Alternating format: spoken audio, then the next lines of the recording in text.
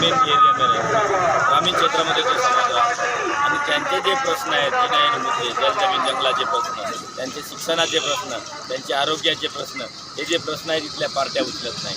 पार्ट्यांना सोयीचं जे होईल किंवा मुंबई दिल्लीमध्ये बसून ते लोक त्यांना जसं वाटेल त्या पद्धतीनं त्यांचं जाहीरनामा. इथल्या वन्यजीवाचा प्रश्न खूप मोठा प्रश्न आहे, इथल्या हत्ती प्रकल्पाचा प्रश्न खूप मोठा प्रश्न आहे, इथल्या महागाईचा जो प्रश्न आहे, इथल्या मायनिंगचे जे प्रश्न आहेत हे खूप मोठे सिरियस प्रश्न आहेत. आणि या प्रश्नांना आदिवासींच्या ज्या योजना आहेत त्या योजनासुद्धा सर्वसामान्य जनतेपर्यंत पोहोचत नाही.